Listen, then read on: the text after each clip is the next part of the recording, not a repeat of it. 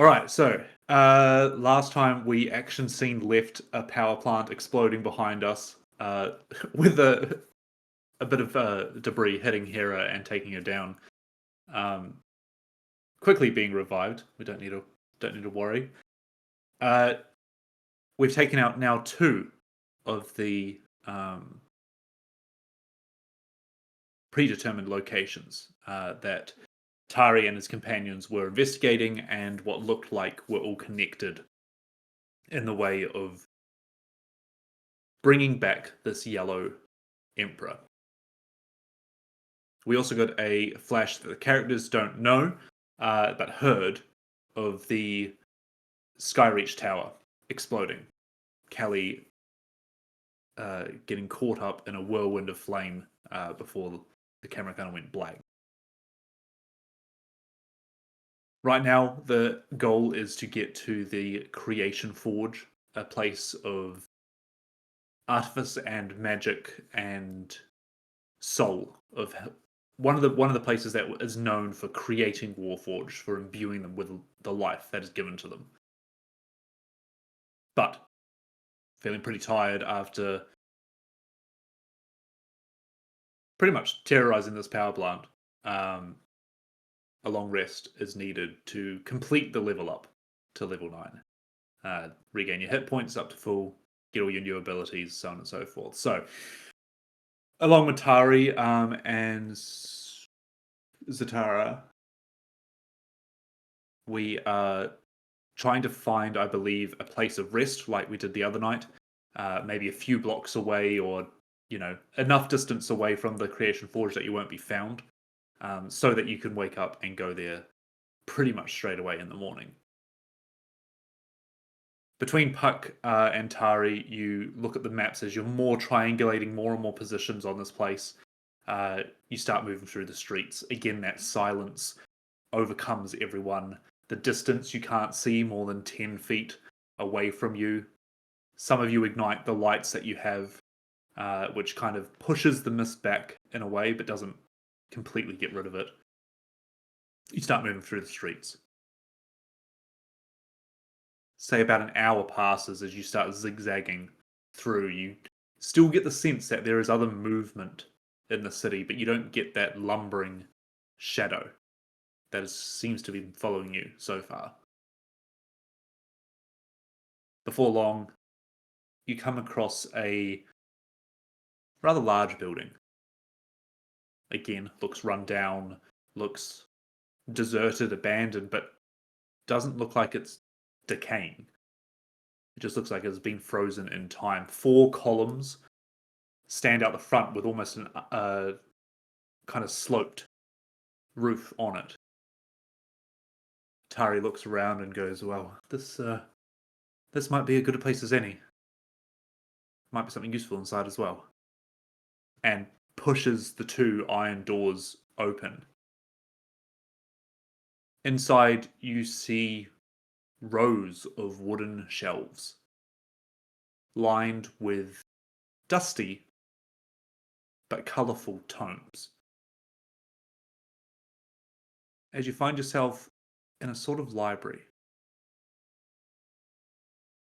Dark inside, with a stained glass window at the far end letting in that 3 p.m. sunlight that is clouded over by the mists but still frozen at that time. You'll find yourselves at the bottom of the map. And if anyone wants to add some light onto themselves, now would be the time to do it.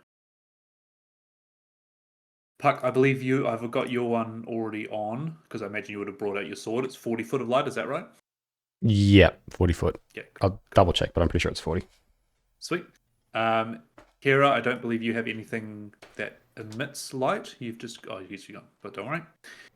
Molokov, you've got 30 feet, I believe. Cool. I think it's 30 and 30, but yeah. Yeah, so in the mist, it only kind of works with just the dim. Yeah, right, gotcha. And Tari and Zatara kind of give off their own natural light. You see that there is a slight glow around them. Ghost, unfortunately, you go look down a long corridor, but there is no headlight behind you, as Envy, unfortunately, still has not been rebuilt. Would you like to cast any sort of light on yourself? I will, and I can also do something a little bit extra. Because we like being Extra, slay. So I will pull out approximately 4 pieces of copper. Do I have any copper? I probably have copper. So you have copper. Maybe silvers. And on each piece, I'm just gonna take out one of my like forging stamps and just scrape in the slightest of glyphs, and it will light up with it's not a huge amount of light, 5 foot bright, 5 foot dim, but I can toss each one of those coins down these corridors. Like little glow sticks. Yeah. Glow sticks, yeah, cool. As well as cast the light cantrip on myself. I'll tap the front of my shield. No. Okay, so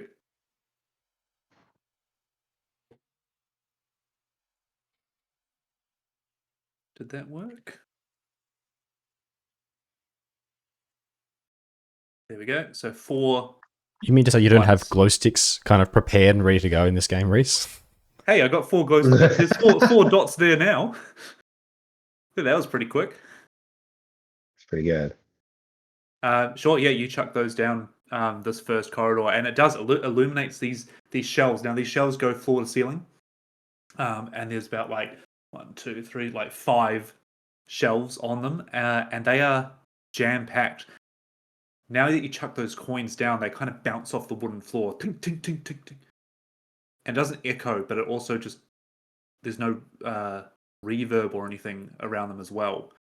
You see that there are books scrawled out on the floor, notes ripped out of pages, tomes that seem half written. There's ink pots, there's lanterns that are smashed. It seems like this place has been ransacked, of sorts. Ransacked or left in a hurry.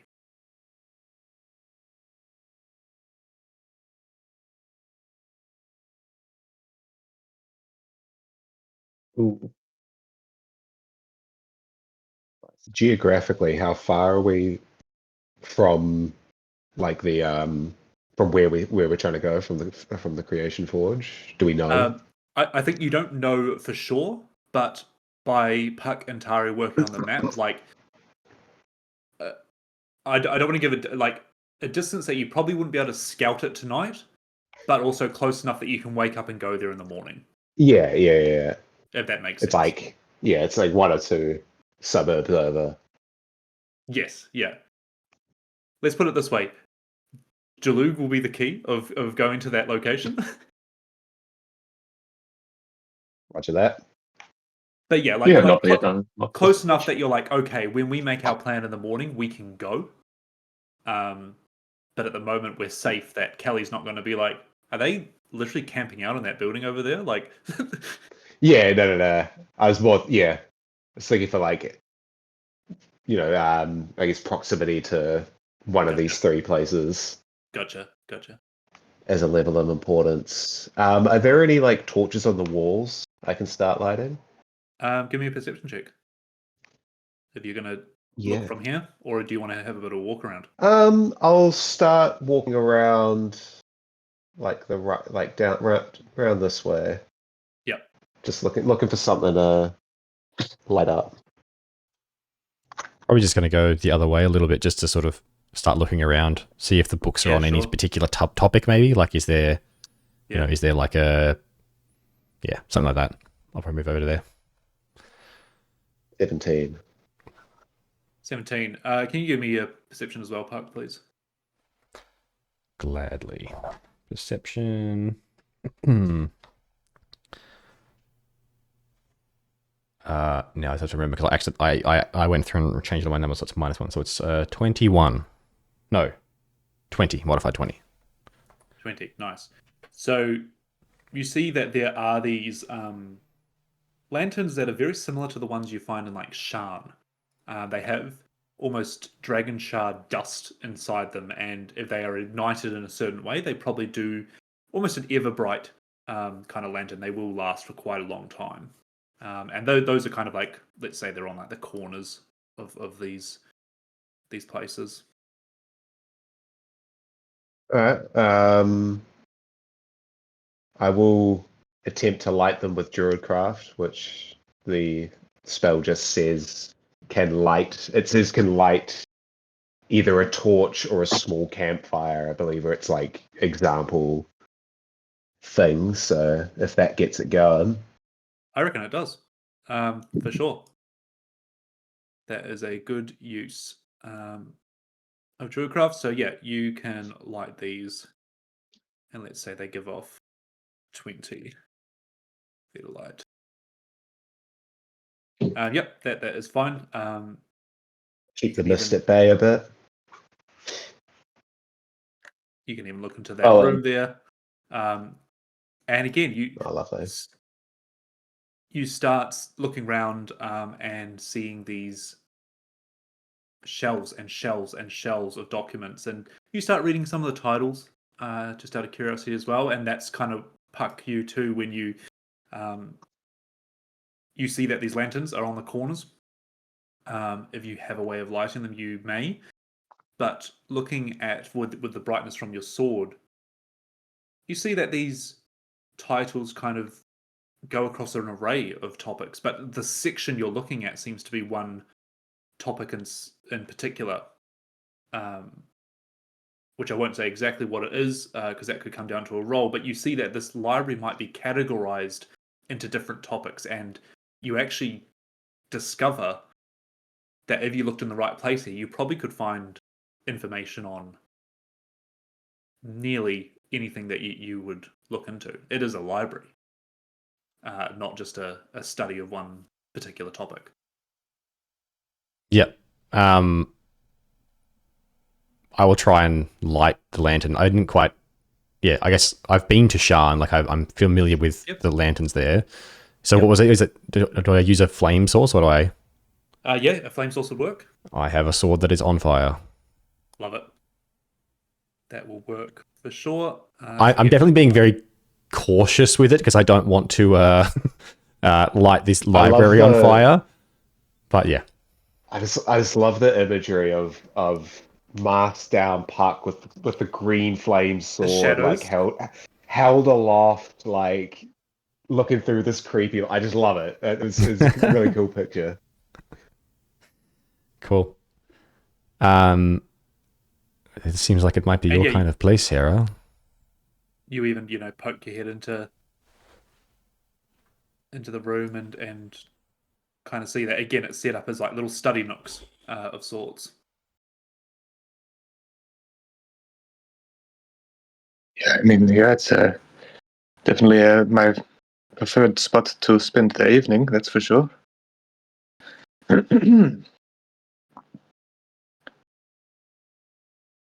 Perhaps a while, if we need it.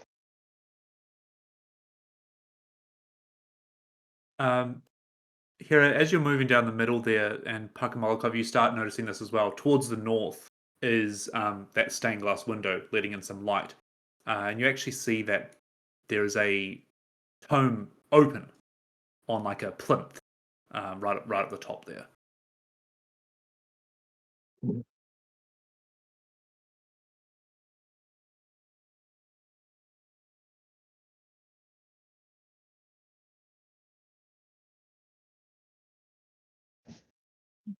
We want to just give the whole place a once round. Sweep. Nothing's hiding in a dark corner somewhere. Yeah, I like that. I'll check this room.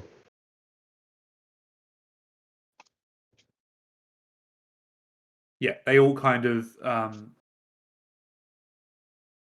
pretty similar in nature as you kind of all go around and light the torches.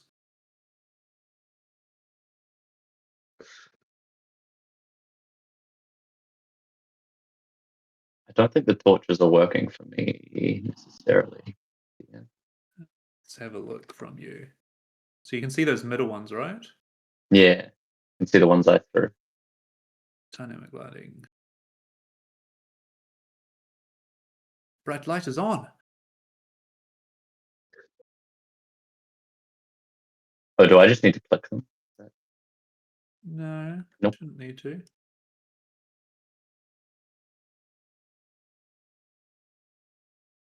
Whoops.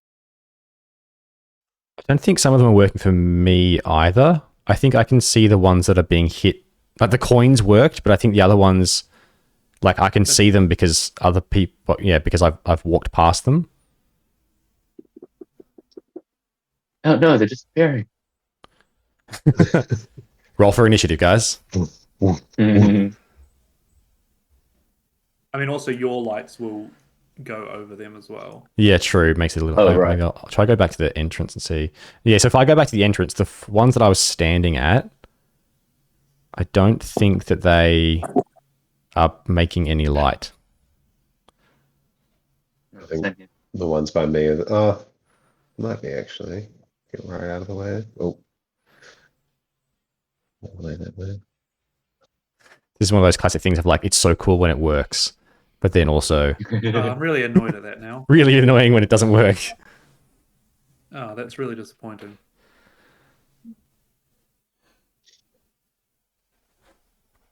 All right, well, I'll try and get them to work, but carry on. You explore around. There doesn't seem to be anything living in here. There are just books scrawled out across the floor. Can I be looking for, as I go at the spines of the books, I'm trying to find anything about, what about? I guess about the Creation Forge.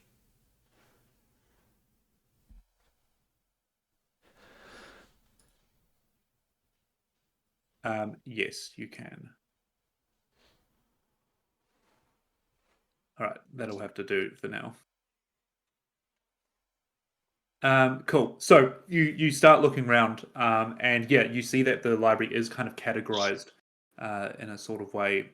You will notice that there is that plinth at the front with the tome and the sunlight kind of coming down on it a little bit. But you start looking around at these sections and titles. Can you give me a investigation check, please, Puck?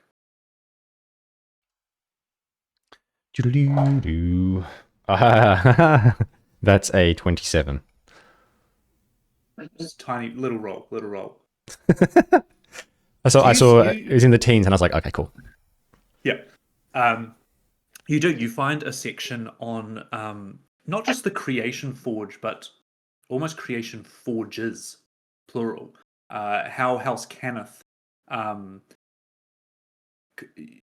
use this, these are the tome titles kind of thing. You know, it's about how the history of it and how it's made Warforged become part of society and what use Warforged are and you know, almost not manuals, but the theory behind Creation Forges.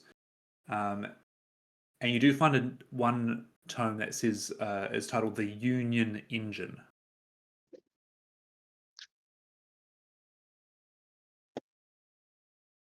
I have a follow-up question, which is my suspicion, or what I want to check for, is has this particular section of books been like kind of rifled through more so than other places? Basically, I'm wondering, did like one of the Keelings maybe come here and like get information out of this place? Like, does it look like there's like tons of missing books or anything like that? You do see that there are slots that are missing. But then even looking at the pages on the ground and stuff, it becomes more and more clear that this place wasn't turned upside down by someone looking for something. It almost was turned upside down and then left in the initial state. So maybe in a panic, maybe in a trying to find information, but not, if that's not clear. Someone was trying to find information a while ago, not they've come in here and looked through stuff. Yeah, cool. I'll grab the Union Engine book, and I'll sure. I will pass it off to someone soon, but I've got it for now. Again, I'll keep looking around, same as everyone else. Anyone else looking for any specific topics or sections? or making this place comfortable to lay down for a rest. Yeah. See you eyeing that up here. Take a Yeah, I was look. going to say not specific sections, but I think me and Ghost are sort of What do you- slowly edging ourselves closer towards the open tome. Keep going. Keep going. Should we have a look up there a bit? Looks important.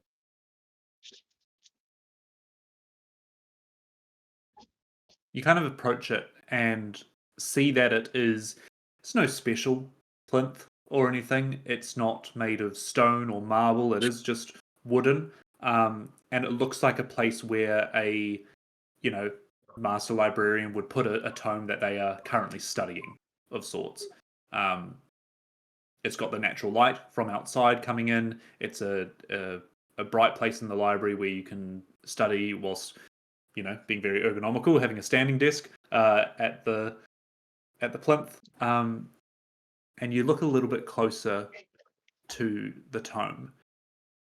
Can you give me I think investigation is the right one.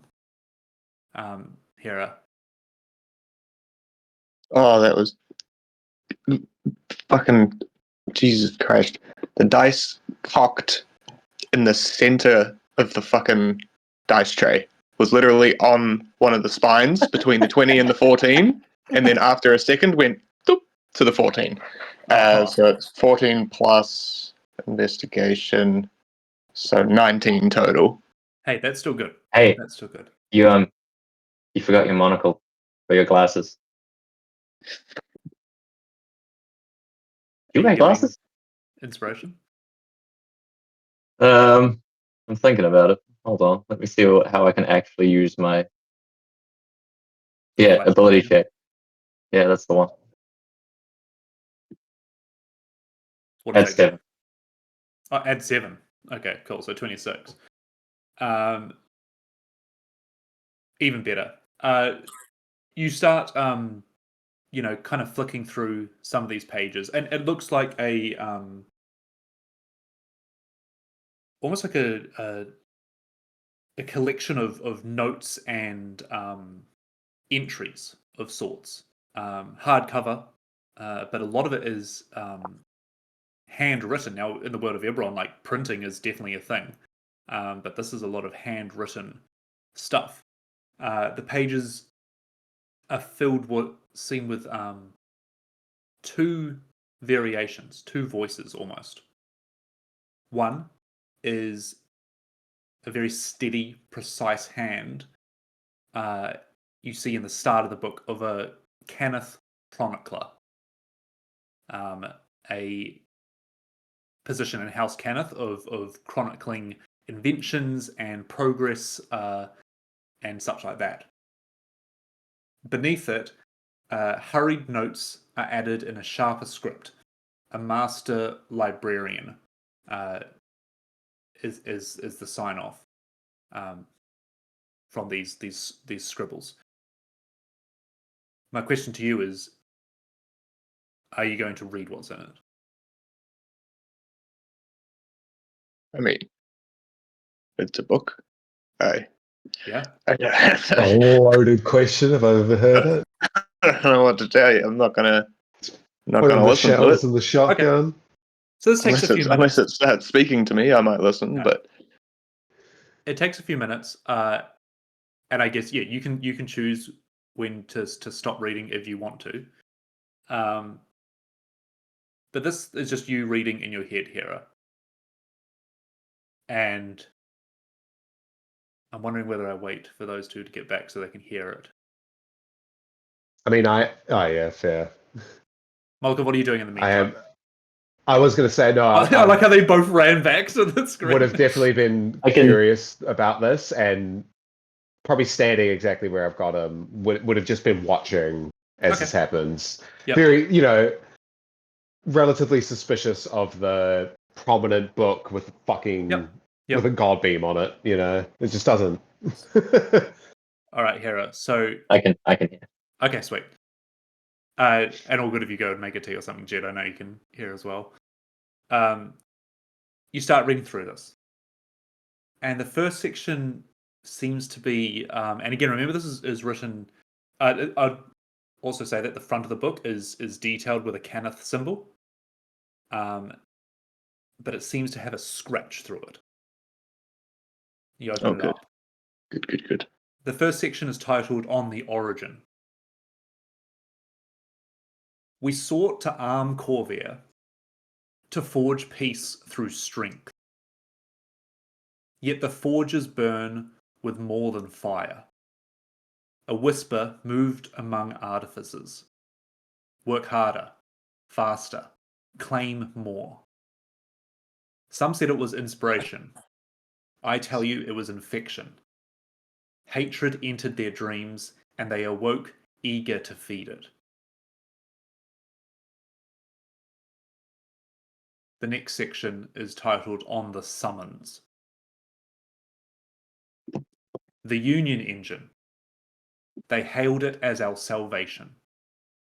It was to bind steel and spell into one seamless whole.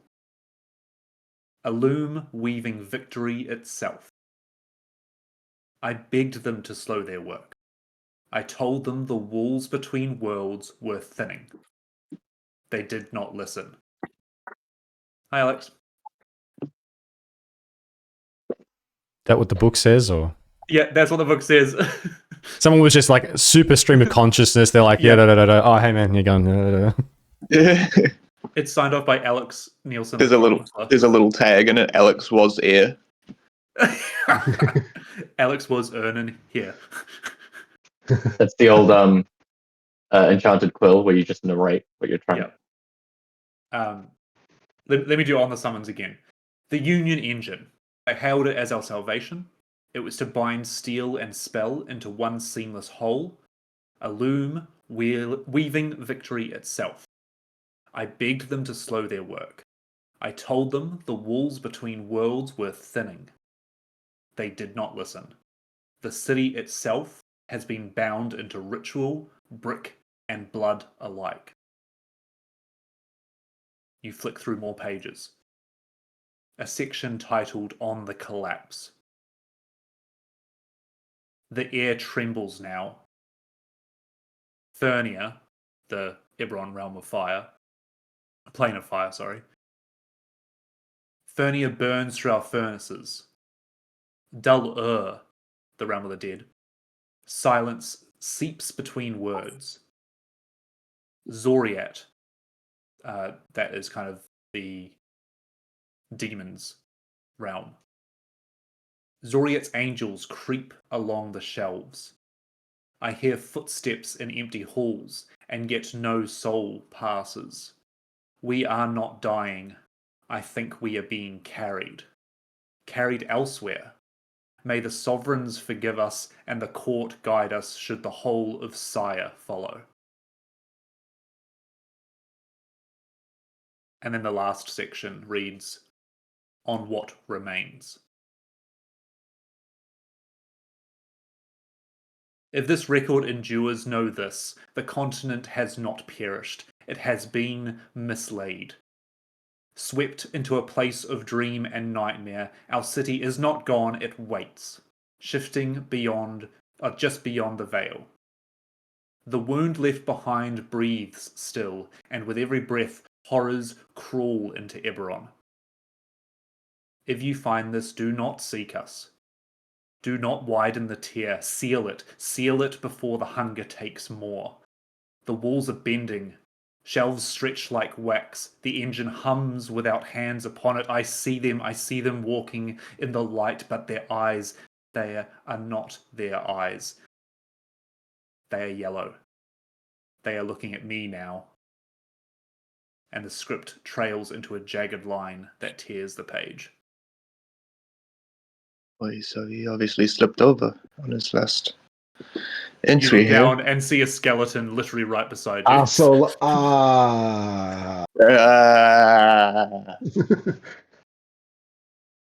Wait, is that legit? Is there actually a skeleton just sitting there? There is not, no. Okay. Holy fuck. You kind of turn the page here at blank, blank, blank. Like you keep almost instinctively flicking through it to see if there's any more to this tome, and it is just blank. Except for the one that says Alex was here. Yeah, and then right at the back, Alex was here. Whoa.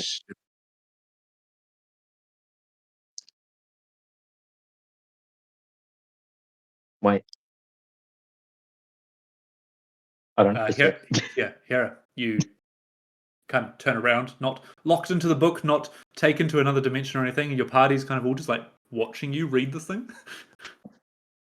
Yeah, I will sort of relay shorthand, I guess, most of all of that information. Just,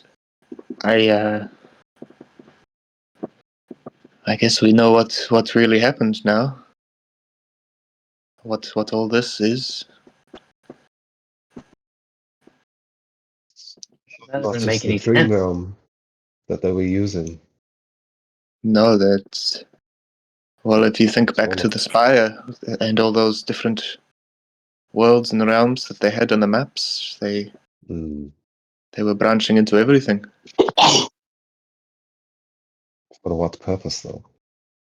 We know they had Create strength, great ambition in this. finish the war. Exit. That's what they were trying to do. The Union engine. Oh, I have a book on that. Fusion of steel and spell. I'm going to pass Molokov the book called Union Engine. Oh my god. Cool. Where did you find this? There's a section over there. Huck now recites the Dewey Decimal System and how useful it really is. Yeah, it's like you guys didn't learn this. Okay, I guess. I guess I'll have a flick through the Union engine. Sure. You flick through it, and it is a dry book. It is a lot of not even equations, just theory, and you'd have to sit down with this. Yeah. As opposed to those good wet books that you get. Well, it's more like it's not a story. It is just factual, and there's not actually even diagrams really inside it. Yeah, you really really small text, like but you get the sense that this might describe an account of it or how it works or what it does, but you'd need to sit down with it for sure. No, wait till we secure this place and start settling down. Yeah, speaking of, while a lot of the reading is happening, I want to go around and light all the torches sort of thing and just check every kind of corner, make sure there's nothing else in here. Yep. You do a sweep through the building and yeah, there's nothing to worry, but you do see Puck, this is probably worth knowing to you, that you can pass over the party, that there are different sections around here. So should anyone want to look into something specifically, let me know, and there's probably a section on it. I just got want something I want to look into. Go back, just look back through the book. On any of the mention of those other planes, is there any symbols or iconography around those planes next to them? There absolutely is. Okay, cool. I will. So you can copy down the symbol for Fernia, the plane of fire. Dal-Ur, I'll put them in the chat. The realm of the dead. And Zoriat, Xoriat, which is the realm of madness. Oh, joy.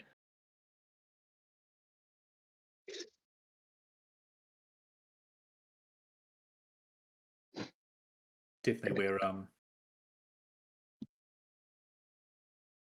like aberrations would come from. Yeah. Oh, she's fucking pulling the chair apart.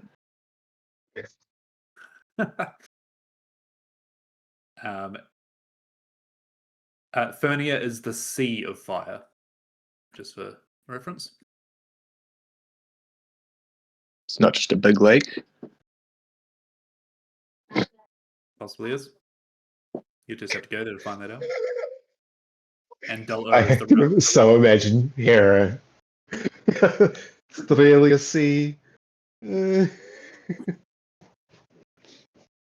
sea implies currents, and currents are...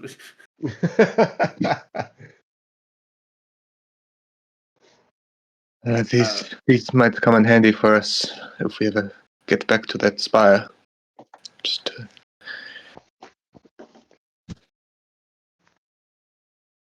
I'll come up to sort of Hera's side while I guess Pip, and kind of just be peering at the book with my eyes wide as you're flicking back through and just reading what you were reading.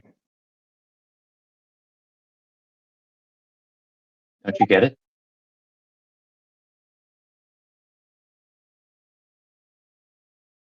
What? Kenneth never created life. They didn't figure it out.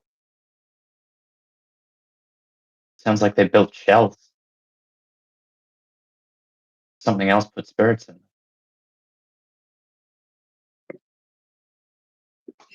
you think the whole Warforged creation? You think that was how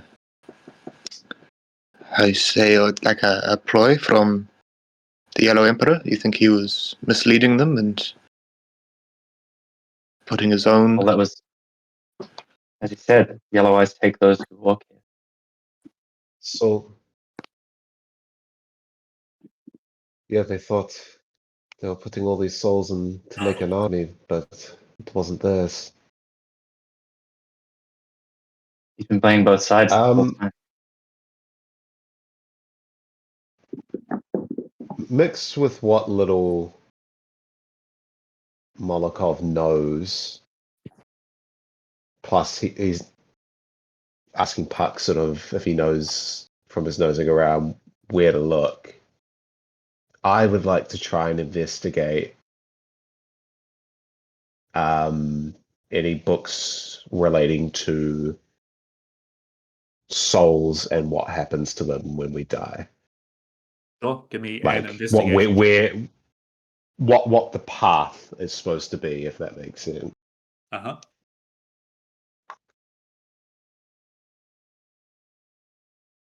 I think I'll sort of, as we're having that conversation, break off and Yep.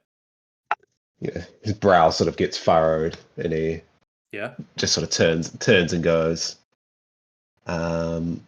Investigation. I was gonna say that I don't know if it'll help at all, but if he's looking in that door, he mentions that I'll show him the symbol of the realm of the dead and say, look for books, perhaps with this icon on it. Yep. Might be. You can add Part a of D6 to your roll. Ooh, lovely. I think part of it as well. He's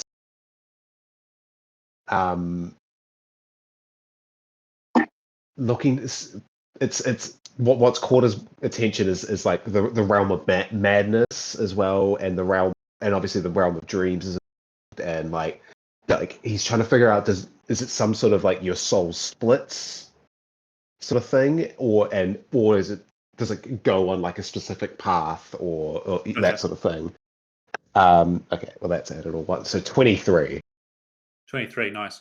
Yeah, it takes you a while to kind of work out how this system is ordered, and you go down one of the paths and maybe clear a bit of table space, and again, this is going to take a little while. So we are kind of creeping into that evening territory now, but not to worry, you're not getting exhausted or anything. And you see that symbol on a couple of the books. You take those and you start to cross-reference them. And what it does is it paints actually quite a nice picture of different faiths and different beliefs of the world. Some of the orc and goblin tribes, some of the high elves of different continents, your tabaxi beliefs as well. And they do kind of all point towards this court, this undying court. And you see that, what Ghost has seen, that golden triangular mask. That imagery of when a soul leaves a body, it goes to a hall. And this hall is, again, described in different ways, but almost as like a pinnacle of civilization. For humans, it's marble halls, clean little ponds, stuff like that. But even, and then you look at like the orcs, and it's like a grand tent that is like adorned with trophies of battles and victory. But either way, it points to this thing of the undying court is there to walk beside you to the end of this hall. And as they're walking, there are exits. But they bring you to the end, and that takes you to the realm of the dead, where your soul lives in eternity in peace. That's what you kind of discover from looking into where the soul goes. Now this takes you a little while, so what's everyone else doing?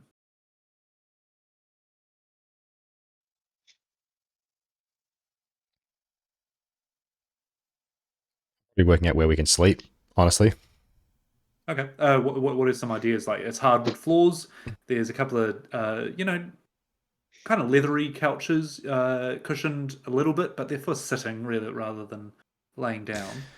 Yeah, I'm a small guy, so I'm going to put 2 couches together, nose to nose, and I'm going to try and make a little, probably still maybe slightly small, but not really that bad, kind of cushioned cot for myself.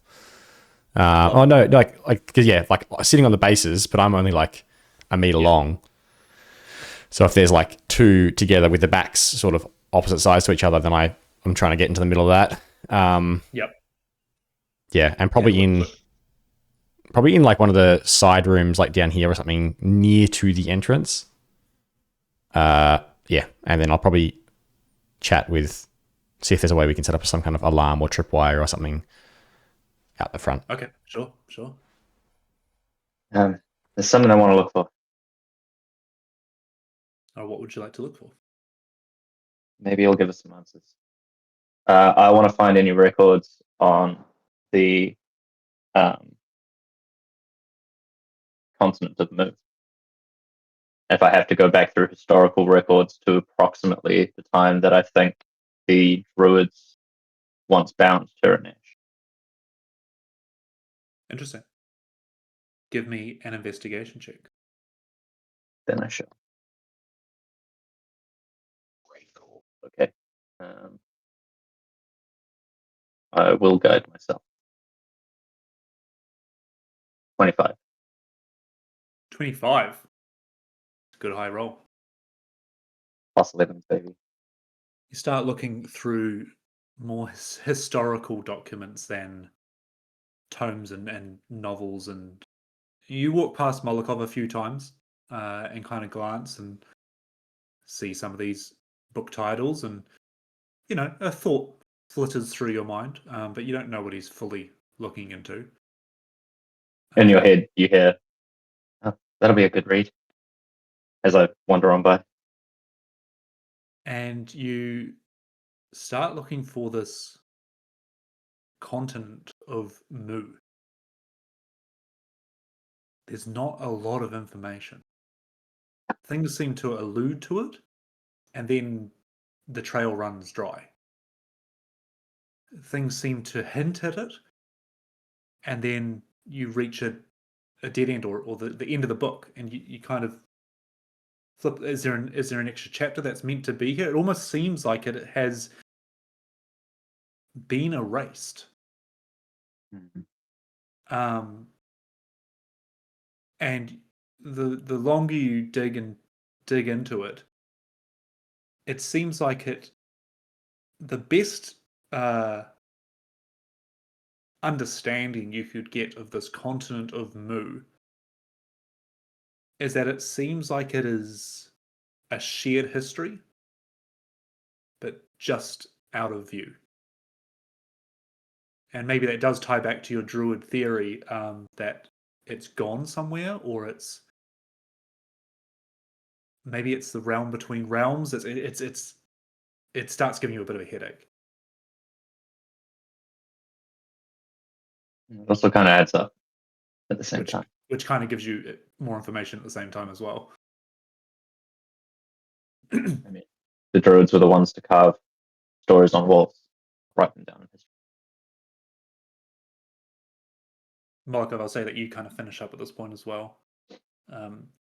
I'll say as well, Puck kind of like starts making comforts for everyone else as well. It might not be as good as his little cot bed, but yeah, I think that intention is to kind of make a safe space for everyone to sleep, and yeah, we'll come and start discussing tripwires and stuff as you kind of finish now.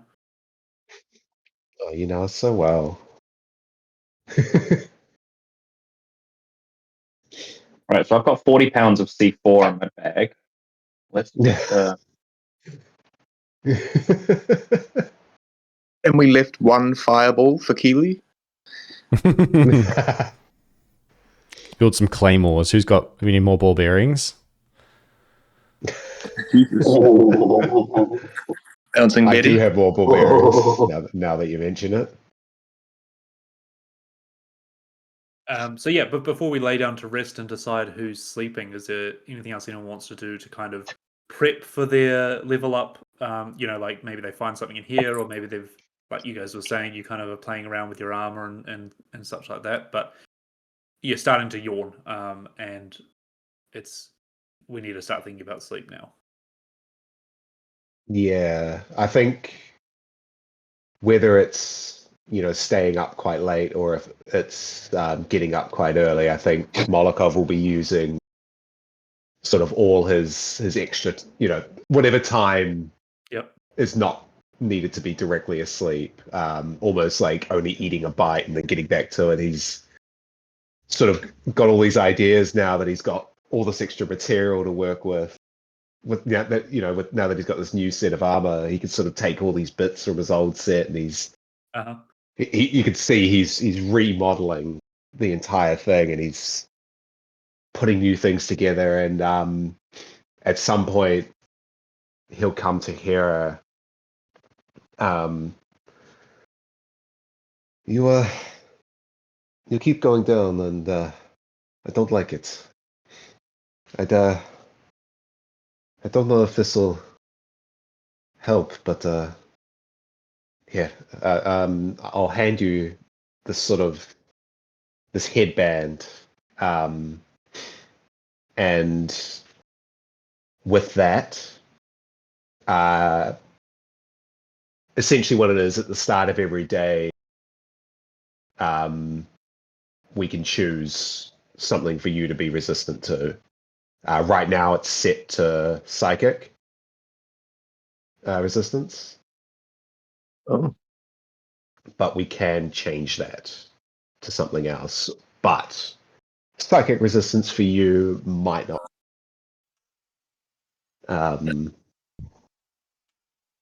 Not that it would have helped in any of the recent fights, but slashing might be good for like a regular day, but then for any of the big fights. True, yeah. Oh, can it be any Slashing or damage piercing or type? something? I believe. Hang on. Actually, it might be only. It might not include slashing, bludgeoning. Is this armor of resistance? Yeah.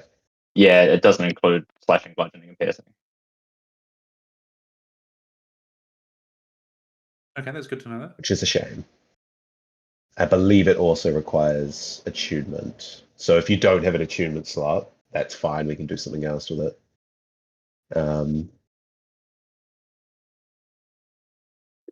I believe I have one attunement slot, but I think we were discussing whether or not I took that shard.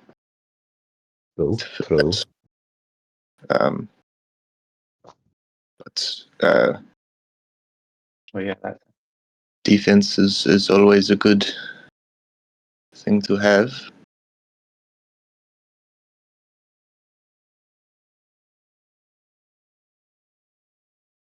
It's a good point. Speaking of, there is something I want to do character-wise before sleep. But if we're working with infusions, for both Puck and Hera, I'll say that. Hey, and I've kind of given you both each a gift, but what's coming up? I need to prep something for myself. Kind of need the components of either one or the other of what you guys have.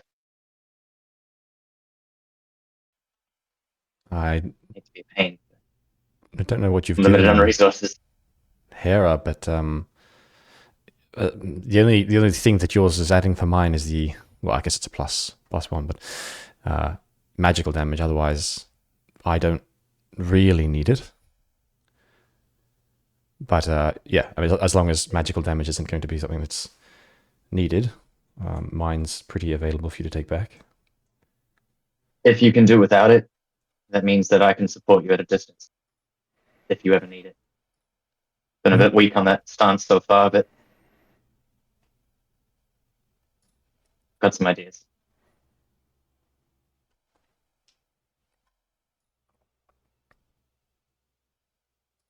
As long as you don't mind. Yeah, it's fine. And there's one thing I'd request from you, Hera, Sure. before we go to sleep. Keep the ring. It's worth what it's worth, but if you want to expend the daily use of it tonight before having a long rest, and lending me some of your magic, just in case of emergencies. Yeah, for sure. I can do that. Kind of holds up the shield and points towards the solar dragon shard. I'm thinking this one. That particular skill you use that harms and heals. Oh yes. Yeah. You want me to put that in there? Yeah. I But I just suppose.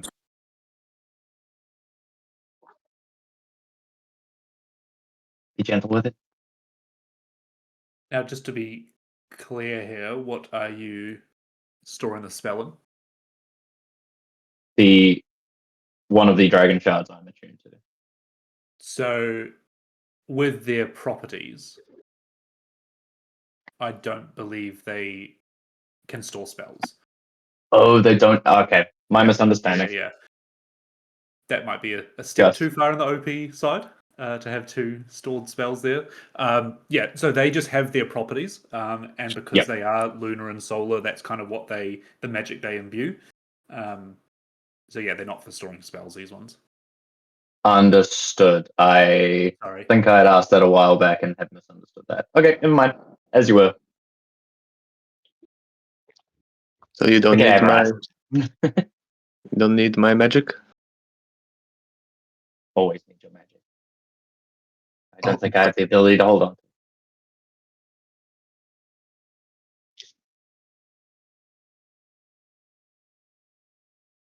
Keep that and use it.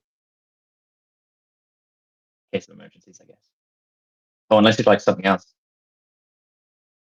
Actually, there could be a better gift I could give you.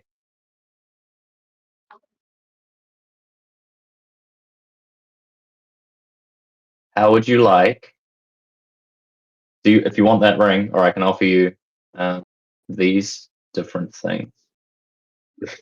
Could give you a mind sharpener, so you can roll at advantage when making con saves. No, sorry, you just maintain con saves if you fail 4 charges. Concentration, sorry. Or I have You can add your intelligence modifier to strength checks or strength saving throws, and as a reaction, if you're knocked prone, you can spend a charge to not be knocked prone.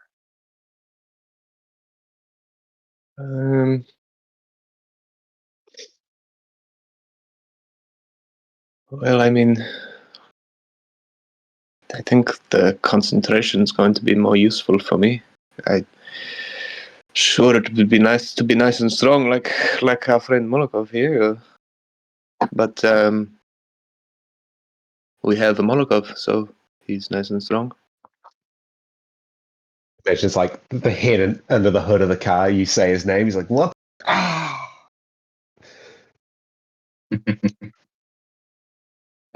If you want to use that ring for any reason tonight, be my guest. But yes, okay. In that case, for the morning, you will have a different infusion, which I will send to you.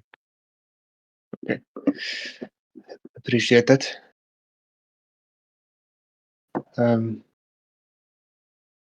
Did you want the black crystal? The whatever The shard. the shard.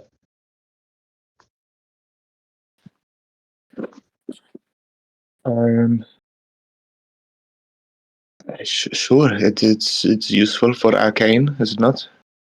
Perhaps I can attach it somehow to maybe, or you can help me attach it to my staff here. Work out a way to infuse it, if you will. Sure. Words you use, is not? It is. You're listening.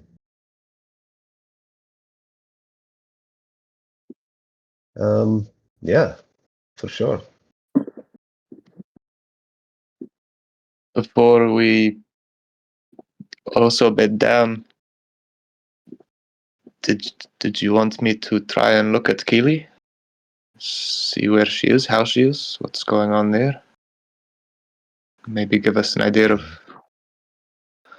where she's heading? What she knows, maybe? I don't know how much we will get from it, but it's worth a try. Will it work if she's dead? No, but it will let us know if she's dead if it does not work. So yes, it will, kind of. I think that's a very good idea.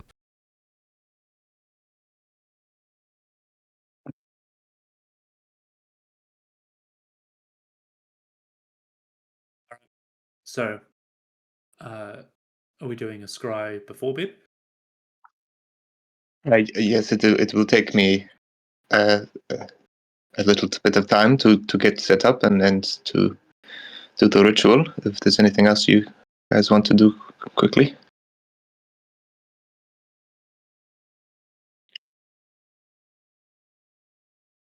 Everyone kind of notices that Tari and Zatara are kind of having a conversation just down from the party, and you can see that Tari is holding his last potion of watchful rest, and he goes, I'll be fine. I'll be fine. You've suffered enough already. Here, take this. From what I gathered last time, Ghost, the one over there, Jalug, and Molokov, they awoke fine in the morning. Nothing seemed to be frightening. So, as long as we can navigate it with them, I'll see you when I wake up. And he puts the potion into her hand, and she kind of is obviously resistant to it, being like, "No, I've slept enough. You've come and rescued me, and no." He says, "Enough. One of them will stay awake with you, I'm sure. You'll be safe."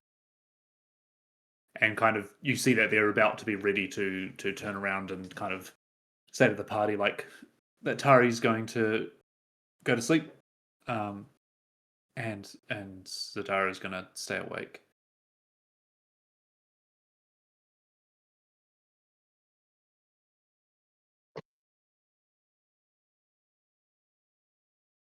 Hey, Hera,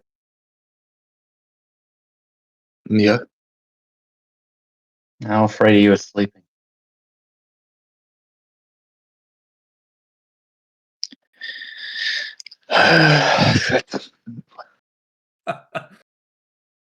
I don't know if afraid is quite the right word.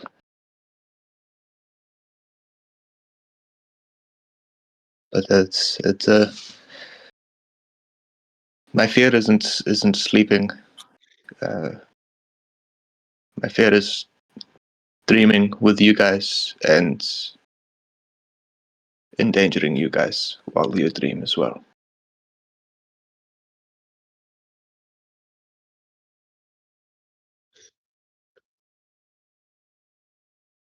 Well, if we do what we did last time, we'll all be together at least.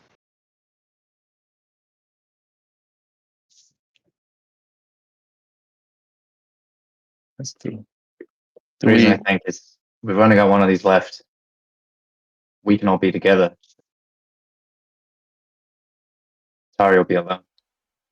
And they're a local native of the Dreamlands. It's possibly dangerous for them to call me an empath. I'll leave the decision to you. I'll give you the last potion of Watchful. Tahira? Yeah.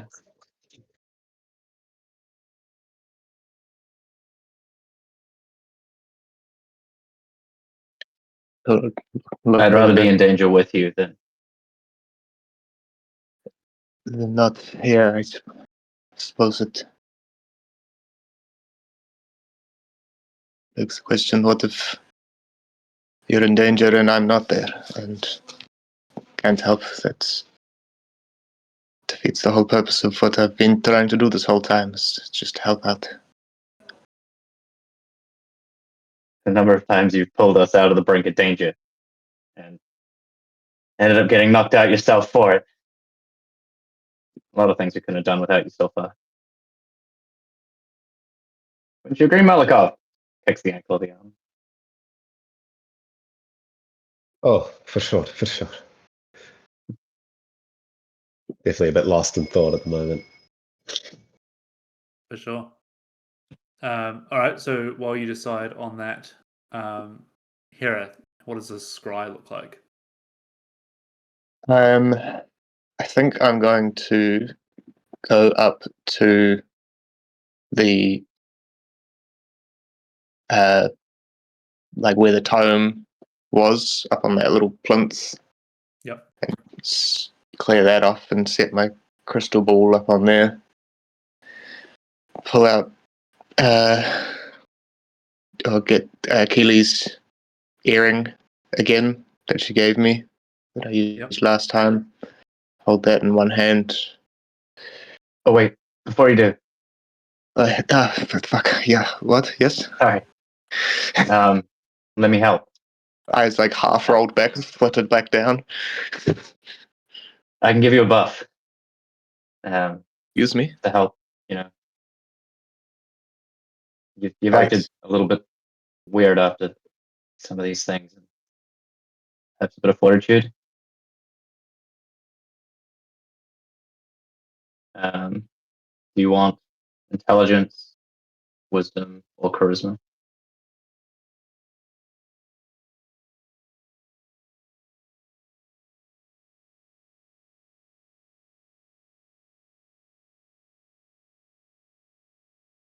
He gets a bonus to one of those. Yeah. Rolls with advantage.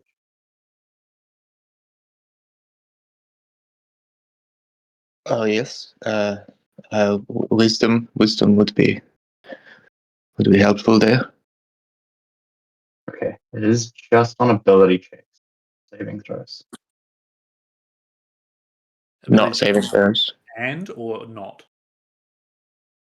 Actually, this is not the legacy version of the spell, so I don't know if it's changed or not. I think it used to be both, but what is enhanced ability?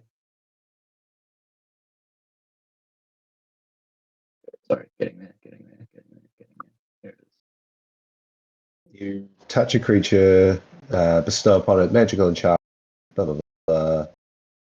Yeah, it's just checks. Either give it advantage on con and 2d6 10 hit points, advantage on strength and double carrying capacity, advantage on dex. It doesn't take damage from falling from 20 feet or less. And can you only do the charisma wisdom? I can do any of them. ones? I can do any of them. I had the new version of the spell, not the legacy one loaded up. But I believe it is only checks. So yeah, it's only checks here. Unfortunately, I need a save, but that is okay. I appreciate the thought. I will take your good faith. That's all I need. All right. So you go back to the crystal ball. What do they see? I will hold the earring in one hand, probably squeeze it a little too tightly, sort of knowing that this needs to come through, and we start waving a hand over the crystal ball as it starts to sort of float, and my eyes will flitter and roll back, but in my vision sort of go down into the ball, and that sort of clarity will come through into the orb, and I believe scry. My knowledge of the target is extensive, It is. and I have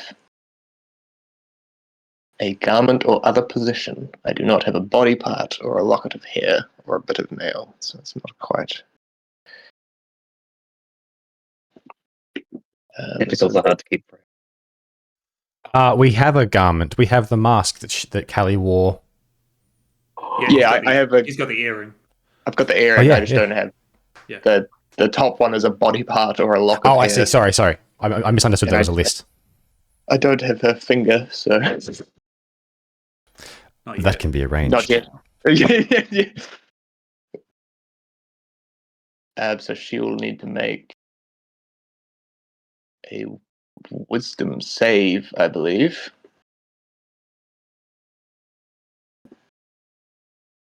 I have an idea, DM. You have an idea, as in, should I read this result or? You can read the result, but as Hera's scrying, I've realized this targets myself, not Hera, so it's not going to interrupt her. I will use detect thoughts in the hopes that if something goes wrong, I can potentially give her a buff to a saving throw. Okay. So I can only read her surface level thoughts, but I'm hoping. Yep. Here, your world kind of mirrors in on itself as you look into the crystal ball, and excuse me, the peripheral vision folds in on itself, and you are taken to a familiar sight. You recognize the kind of courtyard plaza out the front of Skyreach Tower. And as it kind of like pans up, it is in ruin. There is a skyship in the building that has collapsed in on itself. And the flames are so bright you feel yourself even glance away through the scry of the heat that is giving off. It kind of comes in closer to massive planks of wood, like beams of iron and steel that are all collapsing on itself in the rubble, and you can see like the glowing embers around, and there is bodies littered everywhere. just on fire, like Anakin at the lava, just smoldering.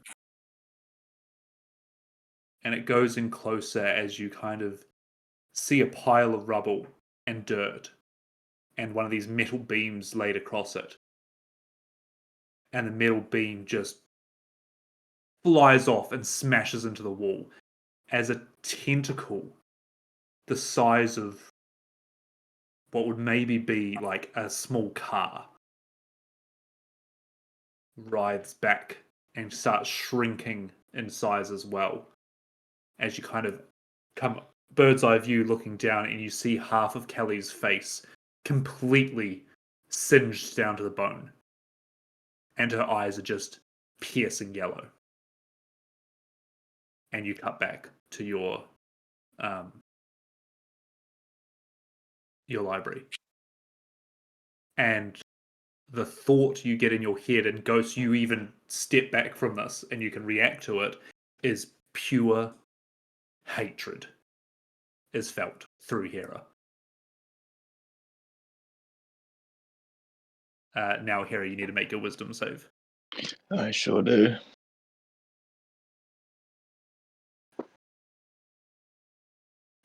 And before you do that, with this sudden burst of hatred coming on, I dart the 2 steps that it takes me to cover the distance to Hera and put both hands on her shoulders, and my eyes, the top of my head, and down my arms flash red. And I'm just going to extend my telepathic will into Hera to sever the connection. I don't know if that's how a Flash of Genius works, but yeah. Add 7 to the roll. I knew it was coming and I knew you were going to make the roll, so I think technically that's how Yep, that's fine. Make Still it make work. the roll with advantage, Hera. As this is happening, Molokov, you see this flash of light come over Ghost, and it's almost like you were seeing pictures from the books you were just reading flash in front of you. That just some of the iconography, something matches together with the court and the imagery Ghost just showed off of guiding Hera. It's only a split second, and it's not like you think that Ghost is guiding Hera to the realm of the dead, but like that just guidance of the hands on the shoulders gives you relation to the court, the undying court guiding souls through this tunnel. Hera, what was your roll? It was a 21, Nice, which is a pass. which is a pass. Sort of almost pull my hand away, quite like jerk it back, sort of thing. Well, I mean, the trap worked in a sense, but she's fucking pissed.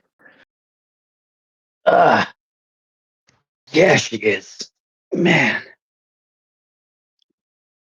Oh. You okay though? I don't think we fully understand what kind of a shifter she is.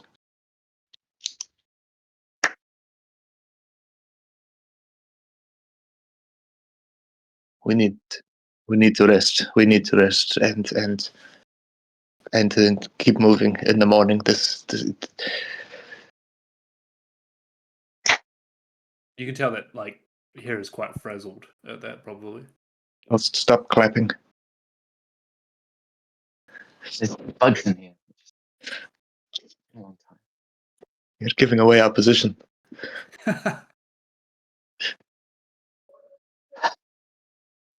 Yes, No, yeah. I think I will sleep tonight. I think it's better if we are all together, regardless of the risks.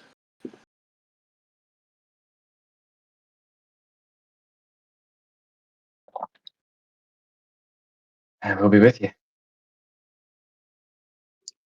And our friends here can watch over us. Tari,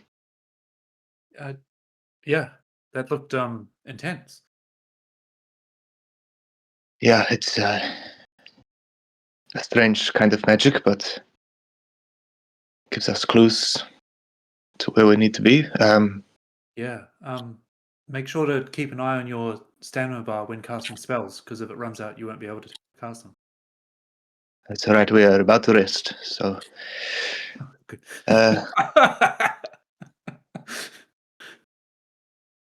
speaking of resting, you have done a fair amount for us here, and I don't want you to rest without your friends. Here, why don't you take this for tonight, and you can be together. And I'll give Tari the potion of watchful rest. He takes it and kind of looks at you, and it's the first time almost like he's let his guard down. You can just see behind the tiredness of his eyes, Hera. And it's a tiredness that you know you could get to at a certain point. And that connection shared between you, he just gives a nod, and you can tell that he is relieved that he doesn't have to endure sleep this night. Takes a breath, and of course, yeah, I think Puck was talking about arming the doors. I think we can, for sure, keep watch. Zatara's getting back to full strength, and well, we can wake you if we need to. Please do. You see him go back over to Zatara, and they kind of share a moment of like, and like it's not romantic, but it's like they're close friends, you know, and just that thing that both of them can stay awake is relieving to them. Boba. All right. So, what does the sleep situation look like? Lying I down see with her the eyes closed. see the nice little cots that Puck set up for us. I'm like, pretty good. Need some cushions, and I start pulling out a fine rug, 4 silken pillows. Might spread them around the group. How many of these things have I got? I've got a bunch of them actually. I've got 3 silk pillows, 1 nice rug, a fine dwarven tapestry. God. I might use as a blanket. I took a lot from the mountain people. I love that.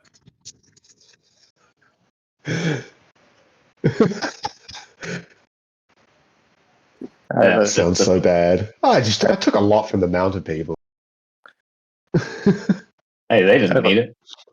I have a little bag of sand that I can use as a pillow. Nice.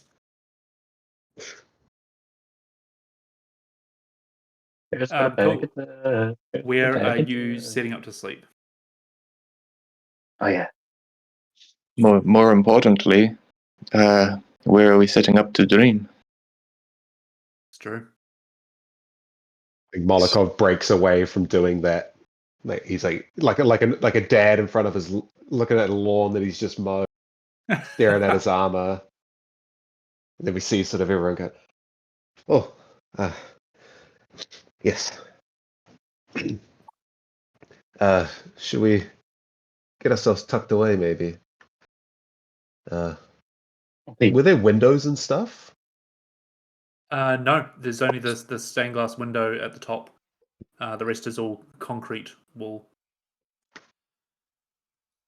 I have a suggestion on the location here. I mean, maybe we could try down back where we were in the Dwarven City in the Kalander House. It's probably the nicest place that we've had that was very safe and secure for a very long time. Yeah, yeah, that works. I thought maybe back in Harris Dolmer. I don't know. Place we've been before. I mean, both do sound safe. Yeah, but one is much more personal to me. I don't know if that's necessarily the best idea. That's fair. House of Galander it is. Whose room? I think Puck's was the biggest. Maybe, but Hera might. Hera might only remember. Well, whichever one you can remember better, Hera. I'm sure it'll be fine. Yeah, I'm sure it will be okay.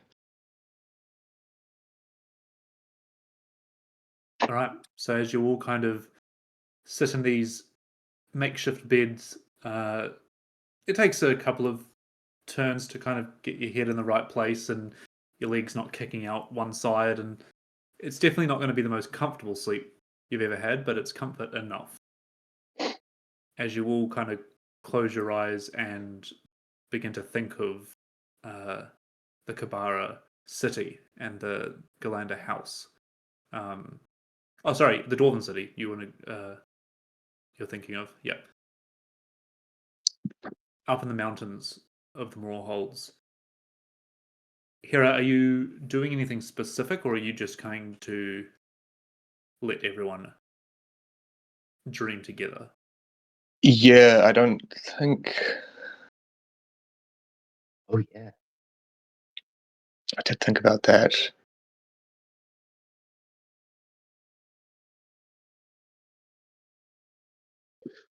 Yeah, no, just for a bit more certainty, I think I will.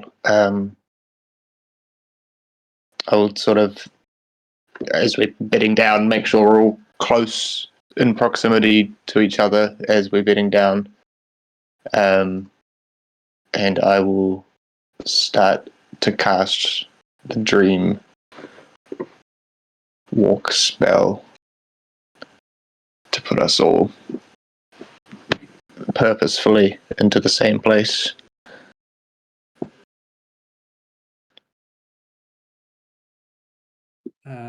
Let's quickly reread that.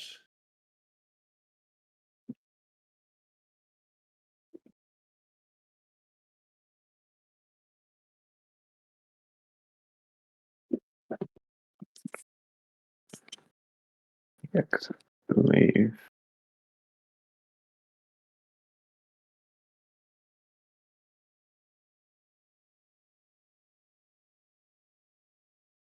All right. So you all kind of close your eyes, think of this place, and then you hear the murmurings of Hera just at the back of your thoughts. And it almost is relaxing. It's like a meditative voice. Just, she's not saying anything you understand, but you feel like you're comforted by it. And you kind of hear the tinking of metal on metal. You hear the murmur of voices in the street as you're transported to a room you're familiar with, a room that has a bit of a bite of cold to it, but is comfortable. As you find yourselves in the rooms you were in the Rawholds at Krona Peak, you kind of all look up, and I guess we can get Puck and Hera's description of each other here in this dream space, but everyone, because of the spell, is aware that they have traversed from the material plane to the dream plane. You are aware that this is not real. You are aware that this wall is only because of the collective thoughts between you. The floor is only there because you need something to stand on. Like you're understanding that your minds are constantly creating this environment. As you kind of look up and you see what Ghost and Molokov had described last time. So Puck, what do we see? Can you remind me what the prompt was?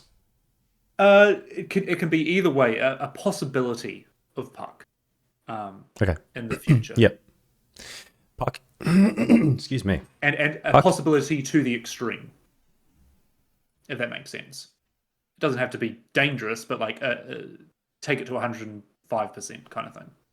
Yeah, I think for Puck, it's if you look at him briefly, there's not really any difference. But if you look a little closer, there's some crow's feet and a few more scars here and there. But he looks happy, more like that joyful kind of halfling than I suppose what you've seen for the last 8 months of a bit dour, a bit untrusting. He's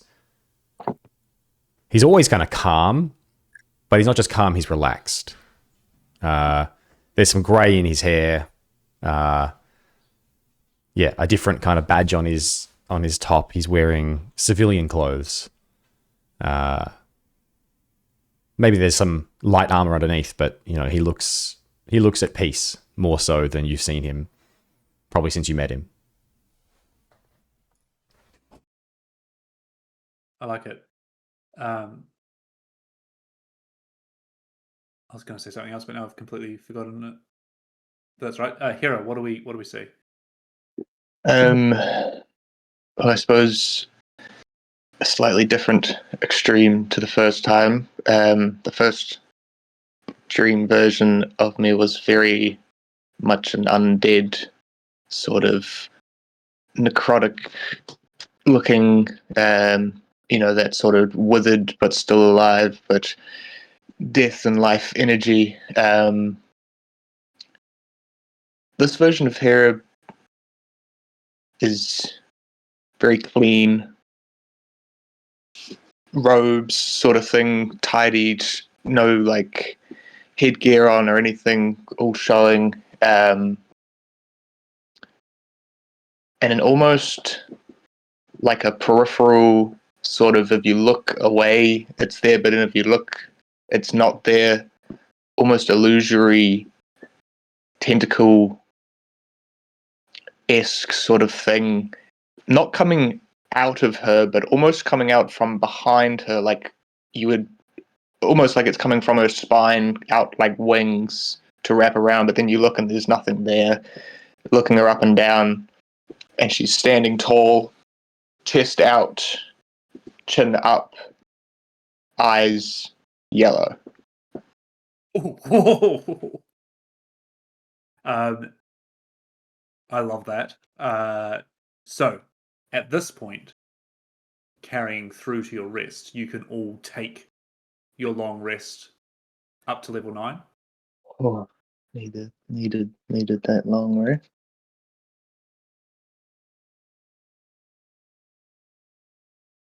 Oh, look at all those beautiful spell slots.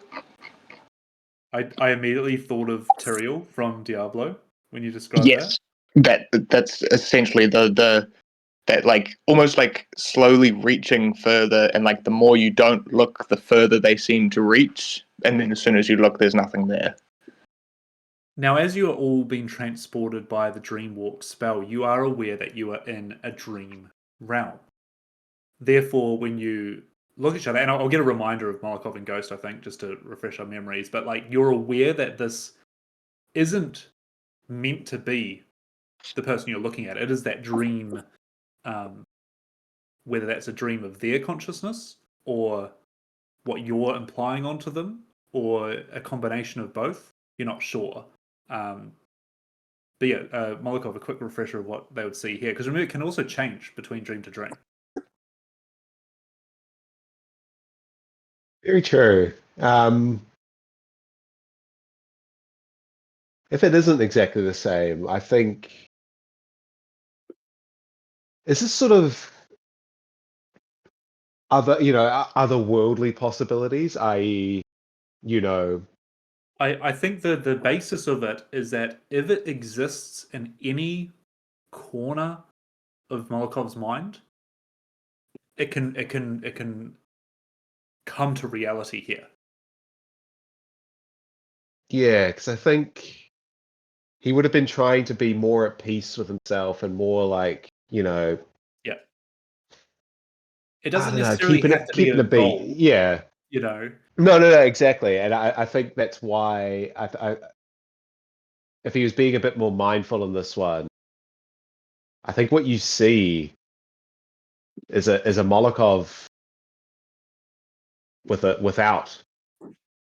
real arm, without a metal arm. Probably maybe even shirtless with like a sort of leather pauldron over another side. And you can see the mark showing on one arm, burned into the skin. But he's wearing this sort of tribal get up, sort of something that a nomad would be wearing. No glasses, no, his hair properly ponytailed back in the dreads with all sorts of sort of bones and rings woven in between them. Oh, I think you see a Molokov that never got his apprenticeship. interesting. And Ghost, just quickly.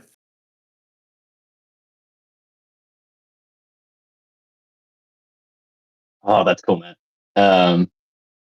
Yeah, Ghost this time.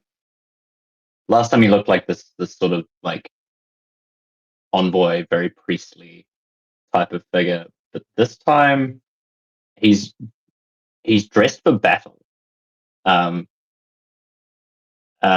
His hair is cut surprisingly short, and you can see part of that red mark that you can normally just see at the back of his neck, extending down the sides of his head and a little bit down his neck.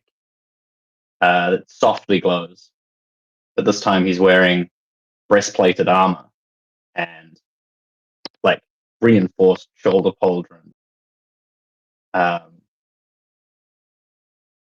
with everything looking like it's freshly forged and functional and sort of ready to go to battle. Pistol at his side. The two orbs no longer floating around him, but lashed with a nice like leather bandolier that hang by chains at his side, like ready to be grabbed with another hand. And the brief image of a new version of Envy lying behind him, who you'll get to see in the morning. But this Envy is taking off Dale's inspiration. Very sharp, hey? This time a mix of metal and cloth to give those layers. Built a bit thicker, again looking a bit more sturdy, protective, war ready.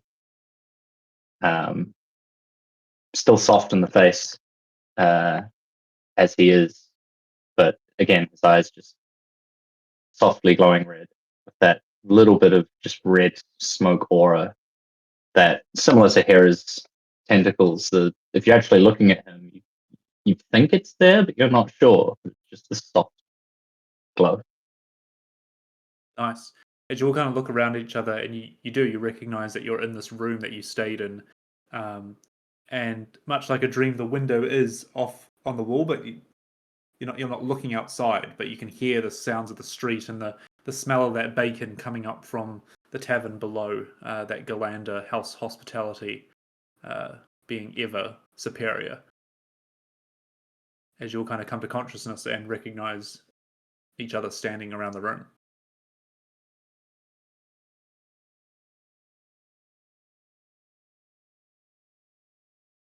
Just imagine looking at parking, like seeing him all relaxed in like a different light, and like, oh, that's really nice. And then looking over at here and just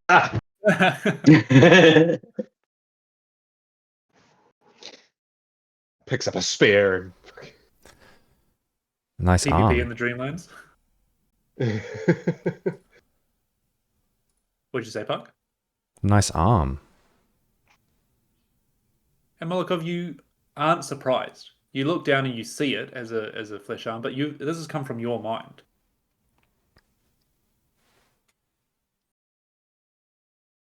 Yeah, I think he definitely does wonder a lot at the world with sort of accepting it, I guess, without doing what he did. And as you kind of look down and see your flesh arm, you realize that, yes, this has come from your mind, but you kind of look at the others and realize that you guys have created this space. And you heard Puck say that to you, which implies that this Puck knows about your metal arm. It is the Puck from the real world, and a kind of flash of inspiration comes across all of you that you're actually in a space where no one else is or can even get to, as far as you know. You're not in a room in a tower. You're all within each other's minds because of Hera.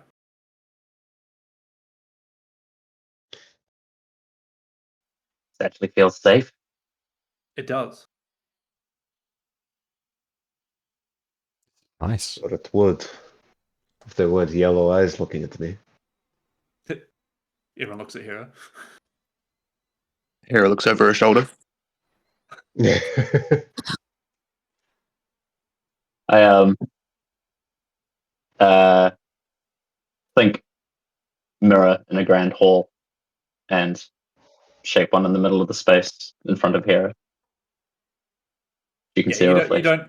You don't create one out of thin air, but you realize that there is a mirror in this room for dressing and getting ready, and so you kind of was that there before? Don't know, but there is one, and you kind of point Hera in that direction, and Hera, you see that reflection of yourself in the mirror. Suppose we're take a minute and sort of take it in. Pull my hand out and look at my palm, and there's that mark. No longer just a scarring into my hand, but a mark, imbued, clean, visible. I suppose the line where dreams and nightmares cross is pretty thin.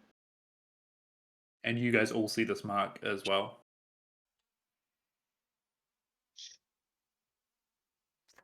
From what we were reading, I think the lines between everything are pretty thin here. It's all just reflections of what's in our mind, right? I think it's reflections of possibilities. Much like the room of mirrors that we once were in.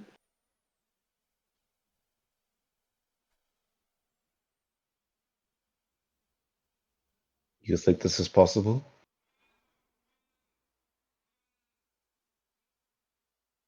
I think anything is possible. I believe this is the first time you're seeing the mark, Molokov.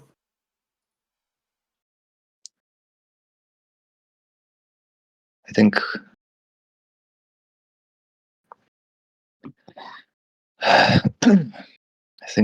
perhaps even in our overestimations of his power, I think we have underestimated how much power this Emperor might have.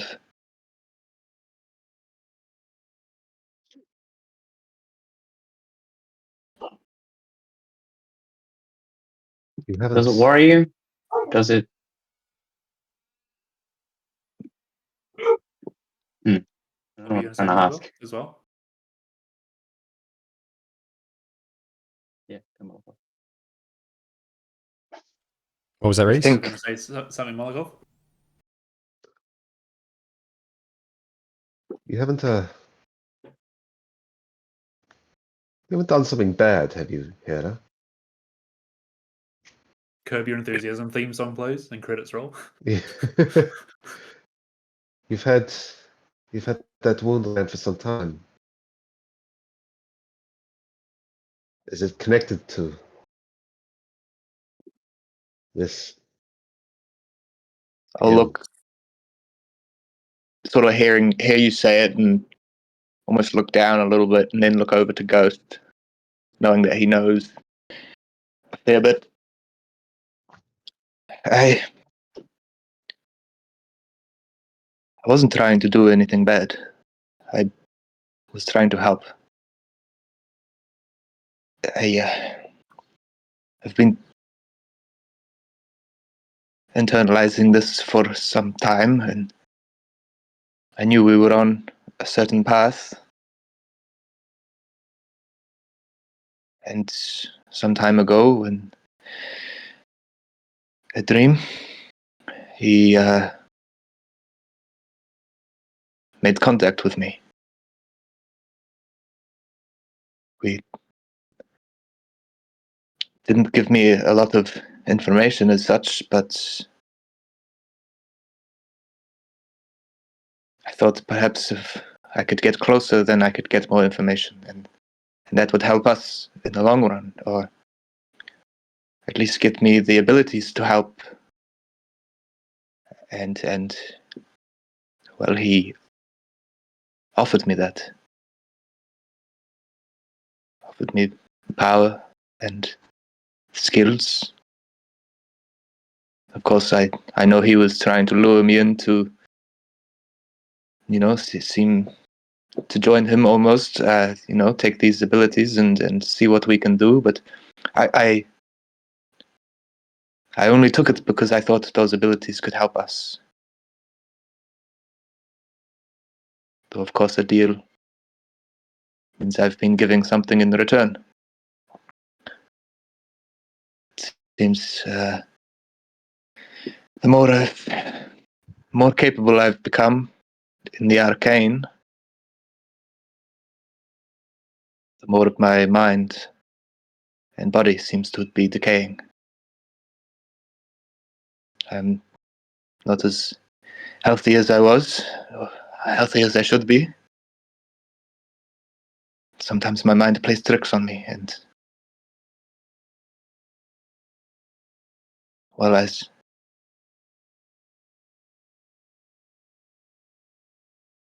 guess I don't want to seem like it's the only way, because it never is. But I'm a big believer in sacrifice, and this is a being that must be stopped at all costs. And I was willing to sacrifice it all if it meant helping you guys to stop him.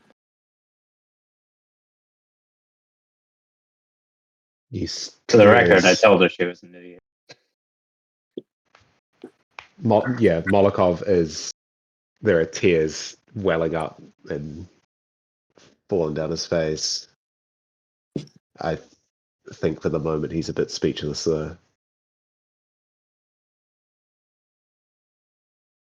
I understand, but yeah. I know.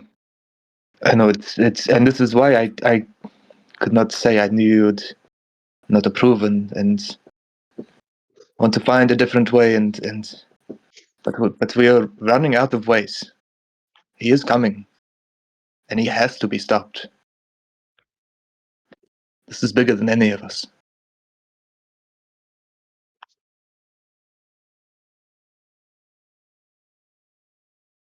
I don't know.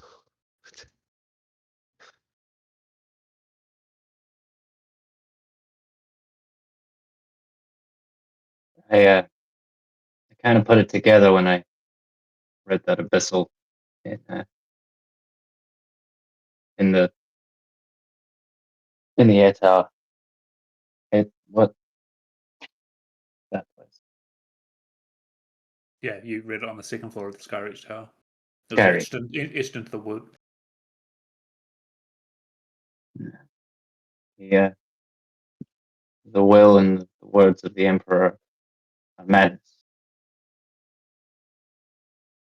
Knowing what we just learned here,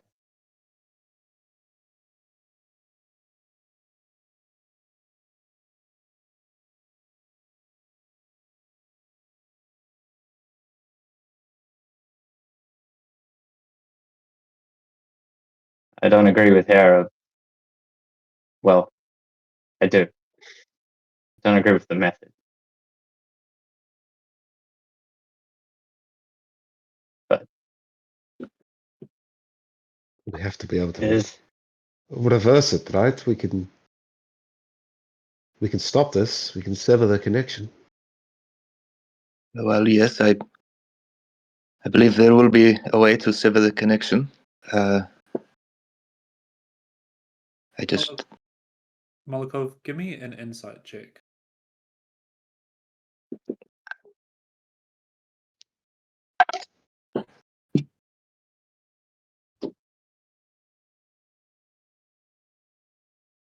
$16.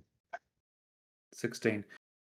I think, and Dale, tell me if this fits. I think as Hera, that was brilliant, by the way, explaining that with now Molokov hearing. I think as Hera describes her reasoning and the method behind the madness, I think it still has that same effect on Molokov. But Molokov, maybe you saw those tentacles slowly just not disappearing, but becoming less present when Hera was being honest with her intentions, and now they're kind of back in that peripheral vision kind of thing. But you get the sense that Hera is still there for sure.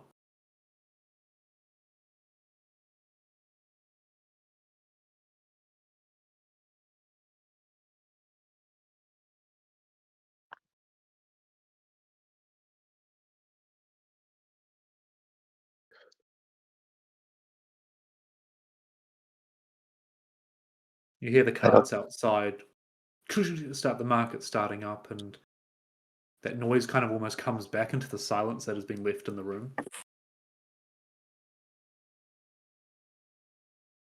You're going to say something, Hera?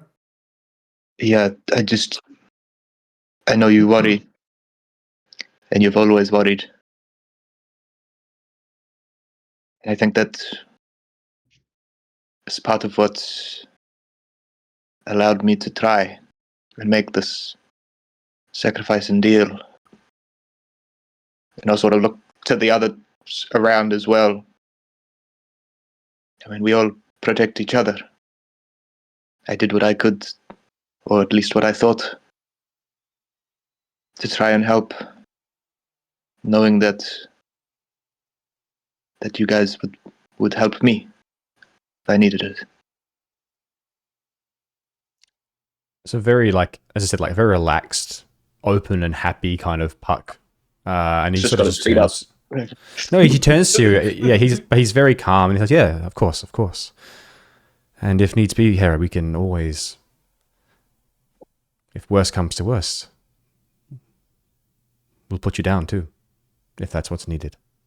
And as I said, like, he's happy, he's calm, but under the surface, there is still that killer instinct there. But he means this genuinely. Yeah. I get exactly. I can hear it. Yeah, and I can almost see Hera. And I was gonna, in a weird way, Hera almost smiles at that, knowing that almost as she was saying, you guys would help me. That doesn't necessarily mean help me get better. It means, like you say, worst case scenario, if I can't help anymore and start becoming part of the problem, that you would take care of that. That's how Puck has interpreted your request in a lot of ways. Yeah. I love that. I don't think Molokov says anything when Puck says that. Yeah, I can imagine. I'm avoiding Molokov's eye contact. His hand definitely tightens around his spear as he's looking at Puck when he says it. I think Puck looks at you and just smiles. I know. Yeah. I imagine like, not even intimidatingly, like just no. And more disarmingly, more just like a yeah. And I don't mean like Molokov's trying to be intimidating either. I think it's more of a almost someone's threatening Hera. Therefore, I think even you almost like, oh wait, but then like relaxes again and remembers what's going on. And walk us through Molokov a little bit in this state. He's. I think he knew something was happening for a while, but any thought of Hera making a deal with I don't think that would have crossed his mind as something she would have done. Like, I think what he would have been putting it down to something was infecting her mind, and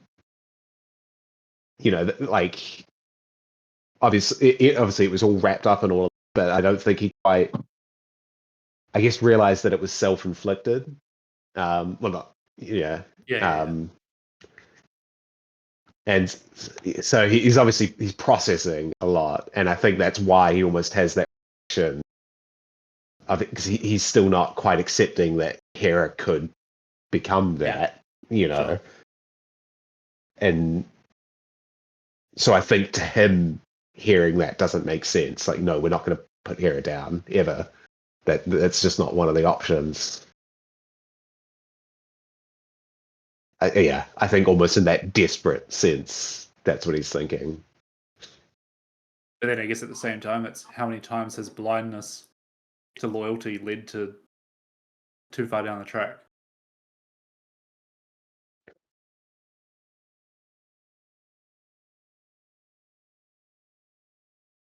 I'm going to walk over to Molokov and put my hand on his shoulder and sort of pull him in a little bit and just put our foreheads together.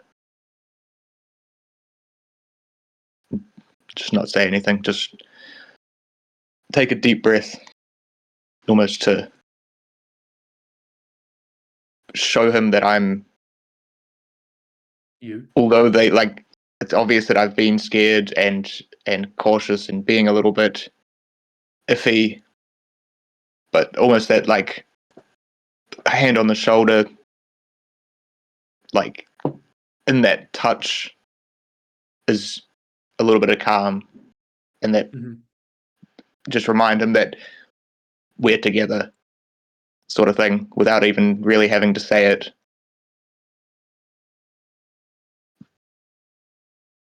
I think he does. He takes a deep breath. And as we sort of pull apart, and he sort of looks at the yellow eyes and almost tries to look past them to Hera's eyes, and I trust you. You got this. We got this. We are on a path now. All we can do is follow the path. And I think when you hear Molokov say that, Hera, you now aren't holding a secret anymore. And maybe that in itself is a little bit like, I think freeing is the wrong word, but more that you can use these things you've made the deal to get to aid the party without being chastised for it or ridiculed for making this deal. You've all kind of accepted it in this room. I mean, I'll just go to my inventory and I'll remove the weight of the world.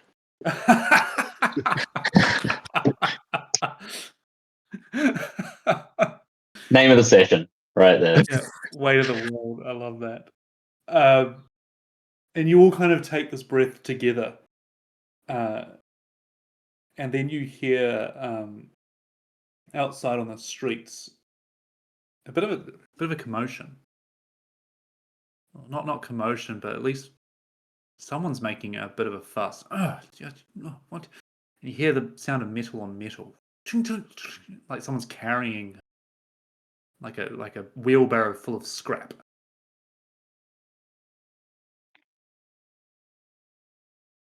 Oh, Molokov, you love scrap. Just getting up and walking towards the door, just like a little bit puzzled, but The door or the window? oh, sorry, you said it. Oh, so it's not inside; it's outside. Yeah, it sounds like it's outside. Oh, so my bad. Yeah, then to the window to have a look out. Yeah. You look out and you see the streets of Krona Peak, but you can't seem to focus on any particular person. You see that there's crowd out there, but what you do focus on is it looks like there's this figure wheeling a cart that should be attached to a horse, but they're holding it with the two hands. You know, you lift up the cart on two wheels and pull it forward, and in the back there is cogs and gears and beams and ball bearings and just all this junk, really, but it's all metallic and it's all clanking together. And this figure is hooded and hunched over. And you see as they walk along, they keep seeing things on the ground. A gear off a wheel and picking it up and throwing it in the back, but it moves very fragilely. And kind of is the moment you look out, you see that the wheel is stuck in a divot in the road, and kind of you see it turning around and trying to tug it and croaking and the sound kind of dims a little bit as you turn back to the party in the room.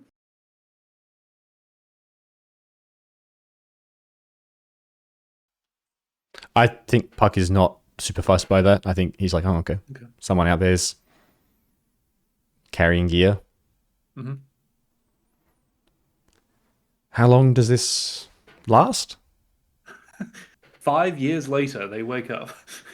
I believe by the spell that I cast, will be here for an evening, for a night, 8 hours, unless we are kicked out beforehand. Remind me, Anyone else? Dale, this is the spell we used in Hiranesh's lair, right? Yeah. Yes. So this is since we've been guided, we know that if we perish here, we just get shunted back. Or at least I would know that, because I remember that. Yeah, you Yeah. know that if you die in the Dreamlands, you will get shunted. Well, from your experience, if you die in the Dreamlands, you will get shunted back to your body with a level of exhaustion. Yeah.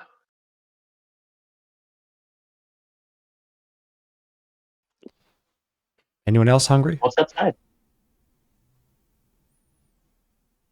What's the noise about?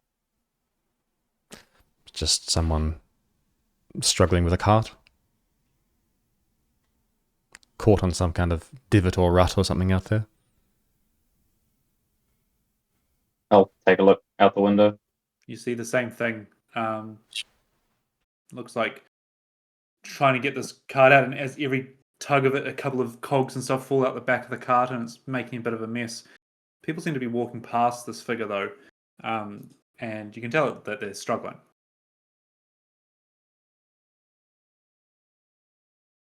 Looks like they're building something. Intriguing.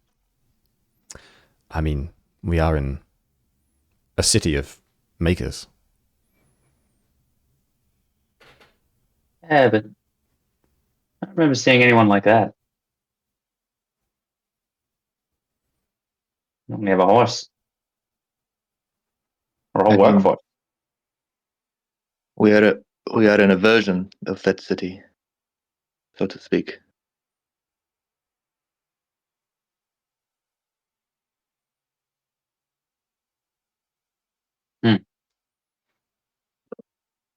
So my question to you is, Michael is how are struggling you, to make decisions here. how are you spending this 8 hours? Are you going to stay in the room? I'm going to go get some food to bring up from downstairs. All right. I think in Puck's, like in this kind of imagined thing, version of Puck, he's almost the publican. Mm-hmm. Like this is almost like, you know, he's now a retired kind of adventurer, and not that this is the place he necessarily wants to do that in, but like in a lot of ways he's got the keys to the place. Like he's sort of, yeah. So he's going to see if anyone wants to come with him down to the kitchens and dream up or rustle up a big meal. Yeah, you kind of head down and the staff greet you. Thistle was your last name, right? Like, Mr. Thistle, welcome. Yeah, we've just got your food about to arrive now, and you seeing that it's already ready to serve, and yeah, you bring it back up to the room, and it's the nicest meals you can kind of think of, but without it being over the top. There's some like probably roasted would chicken imagine- and roasted pork. Some great it's like a bit of a Sunday roast. Very nice without being super extravagant, but like really tasty food. And bring up a big pitcher of just like small beer, like very low alcohol, but like a little bit of something in it. Yeah. As you'll kind of sit around and enjoy this, is there anything else anyone wants to bring up whilst in a room in a dream?